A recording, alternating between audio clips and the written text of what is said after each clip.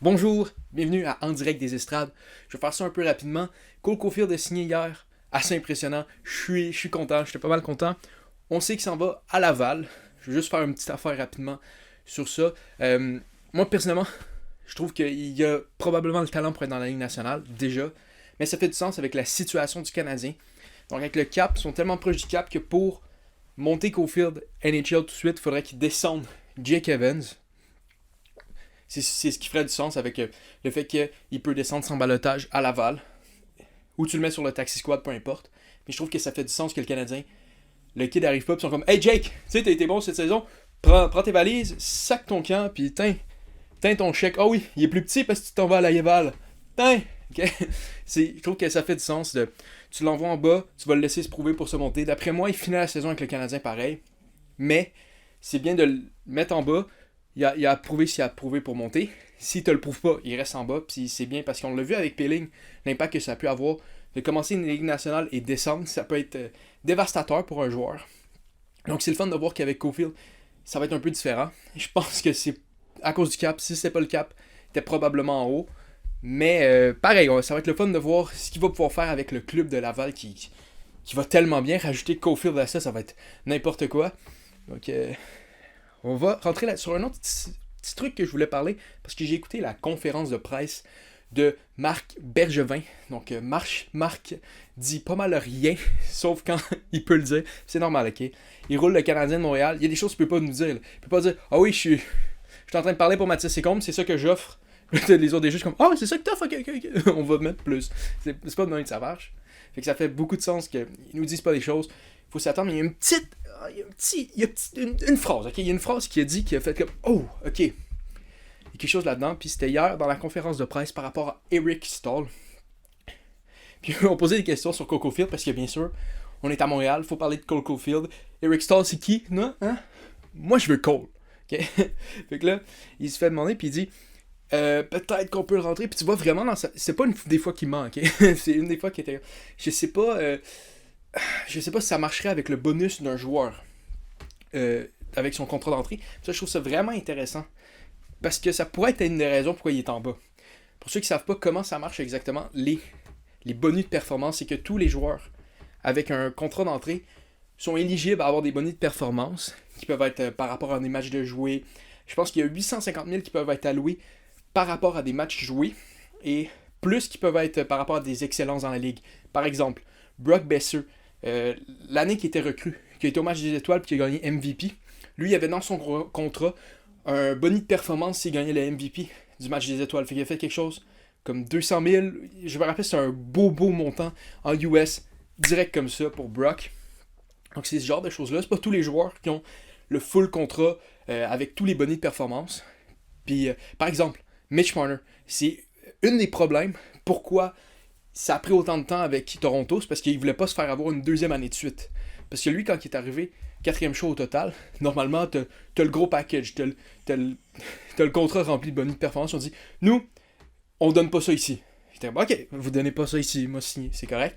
Là, l'année d'après, Austin Matthews, toutes les bonus de performance possibles. Fait que Mitch Marner est là, fait que j'aurais aimé ça, moi, avoir un bonus si je fais 90 points, puis j'ai fait 90 points. Fait que je vais pas encore prendre un pay cut sur un autre contrat. Donc c'est un des problèmes qu'il y avait eu avec ça. Le Canadien n'a pas une tendance de donner des bonus de performance. Tant que ça, Alexander Romanov est arrivé avec son contrat, je pense que c'est des affaires comme 200, 300 000 US qui sont des bonus de performance qui vont être appliqués. Le seul qui a un gros contrat avec des bonus de performance, c'est Jesperi Kotkaniemi, mais là, quand tu te fais repêcher top 3, c'est un peu conventionnel d'avoir le gros contrat avec tout ça possible. Il n'y a même pas au complet, il n'y a pas les 3 millions, il y a 2,2 millions, je pense, mais il doit avoir des bonus pour le nombre de matchs joués et tout. Nick Suzuki a signé avec les Golden Knights, je pense qu'il y a quelque chose comme 400 000 cette année. Ouais, 400 000, je pense que c'est 600 000 l'année d'après, s'il se passe certaines choses. Puis ça, ces bonus de performance-là sont appliqués sur le cap l'année d'après. OK? Mais t'as 7,5% que tu peux dépasser si c'est des bonus de signature. Pas de bonus de signature, mais des bonus de performance. Donc là, le Canadien, je pense qu'il serait correct avec tous ces joueurs-là. Il bosserait quand même pas le cap, même si Cole est en haut. Mais cet argent-là, faut qu'elle sorte des Porsche de quelqu'un. Faut qu'elle sorte des Porsche, oui, exactement. Regarde, moi je le connais, Jeff Molson, il store tout son argent dans sa Porsche. Puis il est là, puis il fait comme, ok, t'as besoin d'être payé, il ouvre sa Porsche, prend de l'argent, ok, comme tu sais qu'il paye. Donc, de sa poche. Je sais pas à quel point, dans une situation où le monde perd de l'argent, s'il va être content de donner plus d'argent. Peut-être qu'il a dit à Marc, je veux pas bosser trop de. Je veux pas le full 6 millions de bonus de signature. Pas de bonus de performance, pas de signature. Mais ça fait du sens. C'est Jeff Molson, pour ceux qui ne le savent pas, c'est pas le plus riche des milliardaires de la Ligue nationale, ok? Par contre, c'est probablement un truc qui a le moins été affecté peut-être par la pandémie, avec le fait que c'est Molson. Molson a continué à vendre de la bière pendant la pandémie, mais pareil. Pareil, c'est sûr que le Canadien perd de l'argent cette année. Je sais pas s'il va être content d'en perdre plus avec un gros contrat de bonus de performance. Fait que c'est peut-être pour ça que Bergevin il va peut-être trouver ça dur de monter Cole Caulfield. Mais ça, c'est ce qu'il a dit avant qu'il signe Cole Caulfield. Là, on sait c'est quoi le contrat, on sait la structure et je pense qu'ils l'ont structuré d'une manière pour que Cole puisse peut-être monter avec le Canadien. Bref, je l'ai exactement devant moi. Oui, c'est ça. Cole Caulfield. On a ici ses bonus de performance. La première année, c'est 132 500 le maximum qu'il peut aller toucher. C'est probablement par rapport à des nombres de matchs joués. Pour ceux qui se rappellent, admettons, Cale Makar, quand il est arrivé directement du circuit américain, c'était dans les playoffs, il n'avait pas eu son salaire de l'année. Parce que quand tu joues dans les séries, le salaire est fini. Mais il a eu son bonus de signature, donc 92 500, ce que Cole Caulfield vient de faire hier. C'est quand même pas rien. En US, c'est un beau petit montant. Puis, hey, félicitations Cole, t'as travaillé fort, on est content que tu sois là. Prends ton chèque, puis dépense-le pas tout de suite sur des skins Fortnite. Mais ça, c'est impressionnant. Cale Makar, il avait fait ça. Mais vu que les Avs étaient allés loin en playoff, je pense qu'il avait fait 2 à 300 000 $, juste à cause du nombre de matchs joués.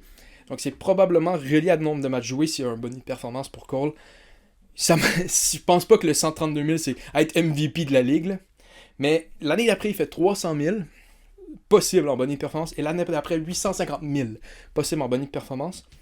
Donc, je pense qu'ils ont vraiment structuré le deal pour qu'ils puissent monter Cole Caulfield pendant l'année. À cause du nombre de bonnes performances qu'ils ont mis, il y en aurait peut-être mis un peu plus s'il y avait eu de l'espace puis on n'était pas en temps de pandémie. Mais comme Romanov aussi n'a pas eu beaucoup de bonnes performances. Donc c'était pas ça que je voulais dire, je trouvais ça intéressant de voir que c'était de quoi qui dérangeait peut-être Marc Bergevin de monter Cole Caulfield. Et là, on sait que ses bonnes performances sont pas élevées tant que ça. Donc ça va être intéressant de voir. Je sais pas si vous avez suivi, moi c'est de quoi qui me fascine. Les contrats que le Canadien donne d'entrée à ces jeunes. Je pense que c'est peut-être la pandémie qui réduit le nombre d'argent que les jeunes peuvent recevoir. Mais Romanov et Caulfield, j'ai été surpris qu'il n'y ait pas un 925 000. Hein. Dans les 800 000, félicitations à Marc Bergevin de squeezer le plus de dollars possible en espérant que ça les fâche pas trop parce que 925 000, je pense qu'il l'aurait mérité, mon goal. Mais si tu es capable de ne pas le signer à 925 000, donc félicitations Marc Bergevin, Marc Bergevin. Ok. C'est un devin. Il avait prédit que Cole Caulfield allait être là au draft. Exactement. Donc, merci tout le monde d'avoir écouté cette vidéo-là. Laissez un commentaire. Non! Pas de commentaire, pas de like, pas de subscription, rien. Je veux pas que vous vous abonnez. J'en veux pas! Excusez-moi, je suis en train de... Ça me fâche juste penser à du monde qui s'abonne à ma chaîne. Au revoir tout le monde.